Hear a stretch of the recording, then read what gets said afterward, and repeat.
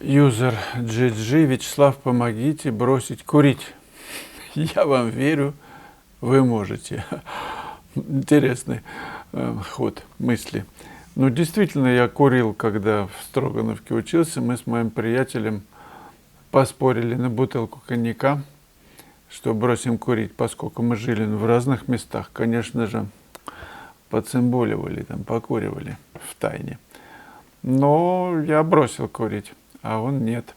Так что бутылку коньяка мы с ним распили. Есть один метод, вы знаете, попробуйте. Во-первых, нужно разобраться, действительно ли вы хотите бросить курить. Потому что если вы на дальнем плане все-таки готовы покуривать, как я, то бросить, наверное, будет тяжелее. А если прям действительно хотите бросить, но не получается, ну попробуйте метод, который проверен. Нужно, вот берете цигарку, например, вот цигарка, например, это для мячик накачивать.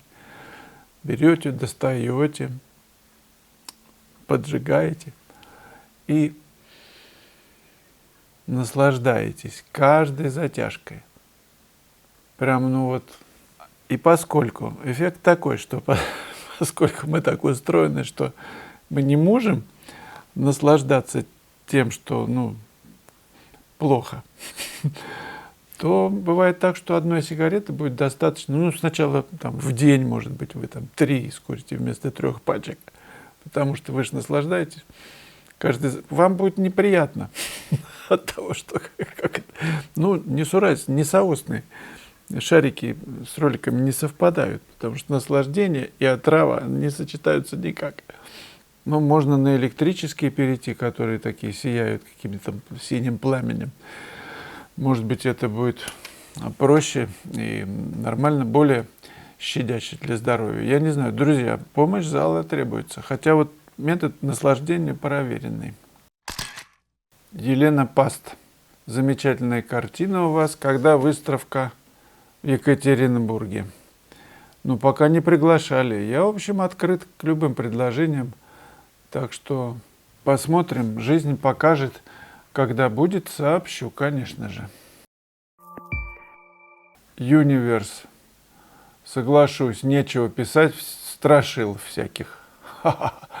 Молодую красоту надо писать на картинах. Юниверс, не знаю уж, кого вы представляете, но Юниверс, понятно, что вы не страшила, конечно же, и никогда им не будете. Сколько бы вам лет ни было, не будете вы страшила. Другие, да, вы нет.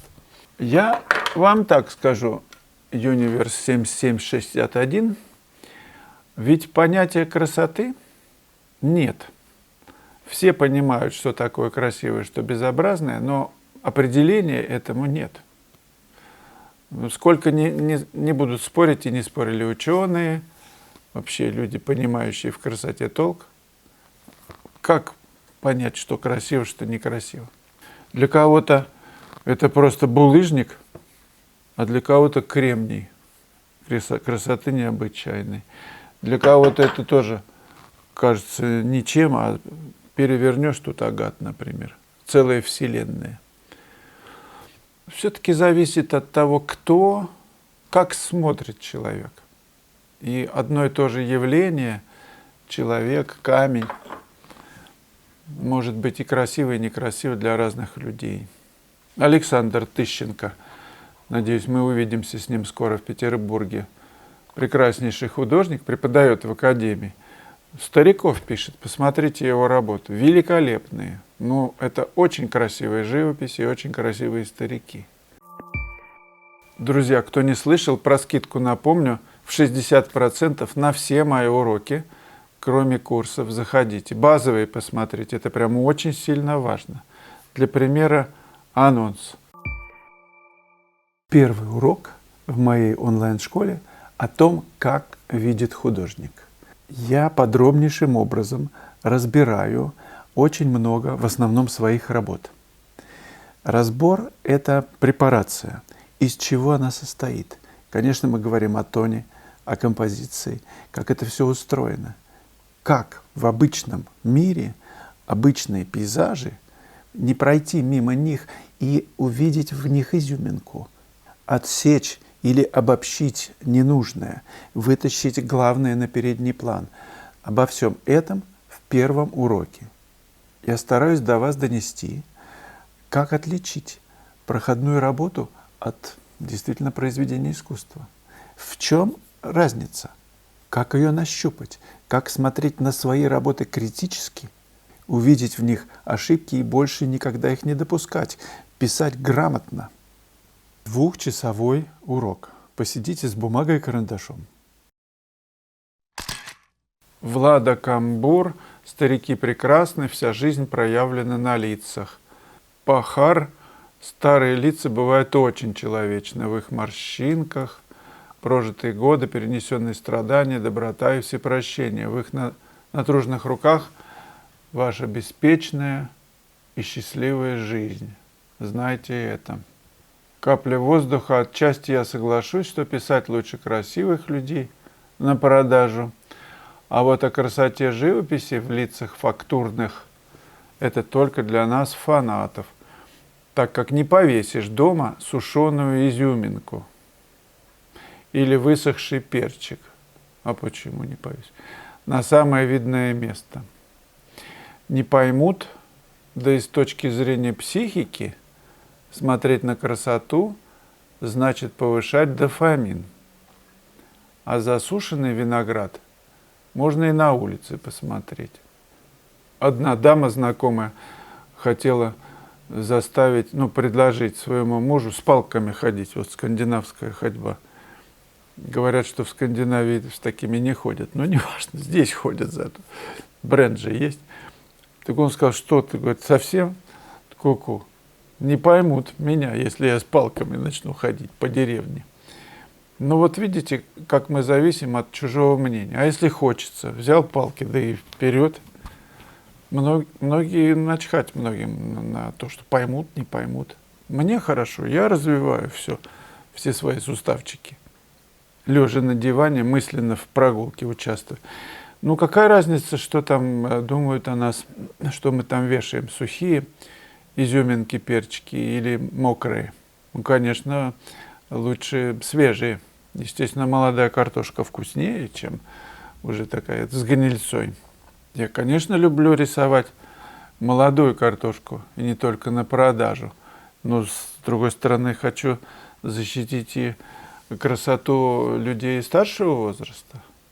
Когда-нибудь это коснется каждого из нас. И давайте смотреть вперед и достигать этого возраста, не сушеной изюминкой, а спелым виноградом, спелым фруктом, апельсином, например.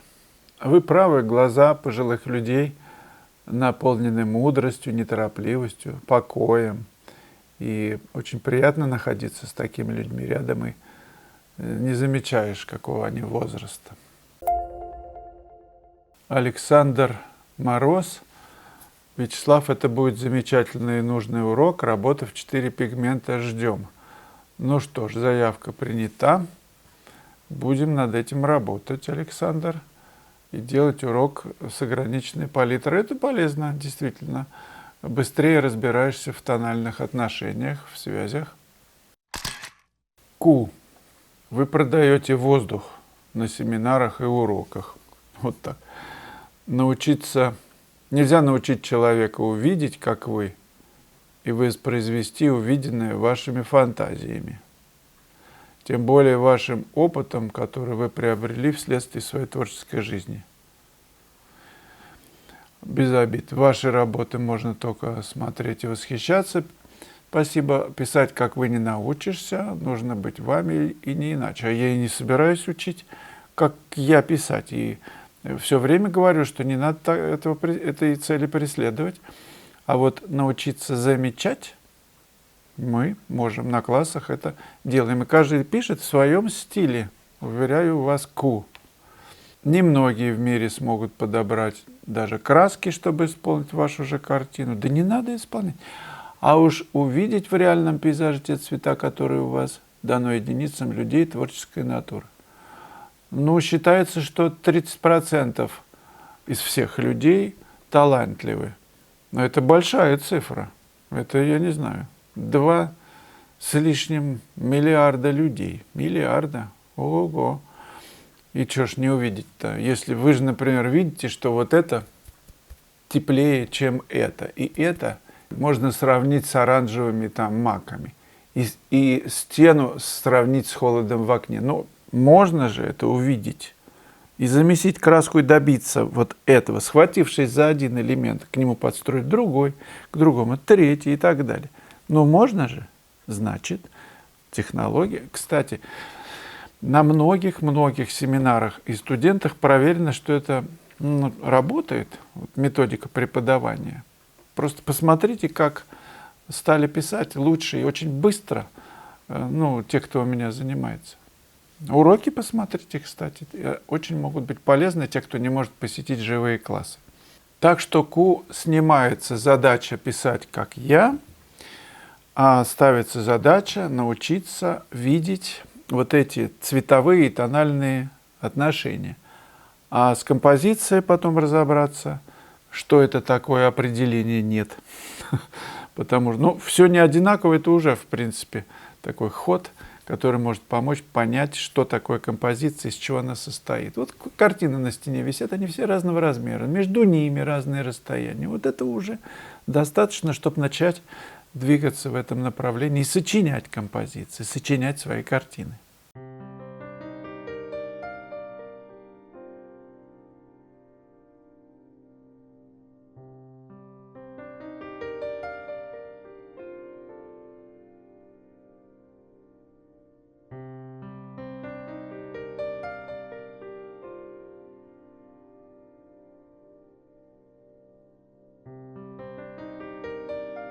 Не забудьте про лайки, комментарии, подписывайтесь на канал. И я собираюсь вам показать еще сейчас одно кино «Неудовлетворенный художник» в тему. Ну, пока.